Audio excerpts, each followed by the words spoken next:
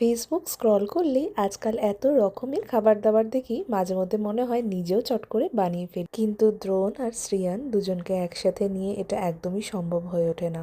সব কিছুই নিজেকে করতে দ্রোণ প্রায় মধ্যেই আবদার করে এক এক দিন এক এক রকম কিছু খাওয়ার জন্য। মাছটা না ওর ভীষণ পছন্দের, তবে মাছ ছাড়াও মাংসটাও বেশ পছন্দ করে। তবে ওকে বরাবরই মাংসের ঝোল ভাতের থেকেই বিরিয়ানি খেতে বেশি ভালো দেখেছি। প্রত্যেক দিন ঘুম থেকে উঠে টিফিনে কি নেবে আর দুপুরে বাড়িতে এসে কি খাবে, এটা কিন্তু ও সকালেই আমার সাথে আলোচনা করে।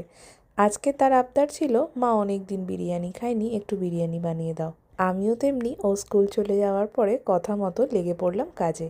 আগের দিনে ফ্রিজের বেশ কিছুটা মাটন ছিল, একদম রেগুলার পিস করা, কোনোটাই বিরিয়ানি পিস ছিল না। তাই জন্য ভাবলাম চটজলদি মাটন বিরিয়ানি বানিয়ে নিই। বিরিয়ানি বানাতে একটু খাটনি হয় ঠিকই, তবে হ্যাঁ, দুবেলা দুরকম রান্না আর করতে হয় না। রাতের বেলা এই বিরিয়ানি দিয়ে আমাদের ডিনার হয়ে যায়। আর এই দেশে না আমরা মাটনের থেকে খুব বেশি পরিমাণে ল্যাম্ব খেয়ে থাকি, কারণ ল্যাম্বটা আমাদের মাটনের থেকে বেশ টেস্টি বলে মনে হয়। এদিকে বিকেল 4টে বেজে গেছে, দ্রোণ স্কুল থেকেও চলে এসছে, আর দ্রোণের জন্য তার প্রিয় বিরিয়ানি একদম রেডি।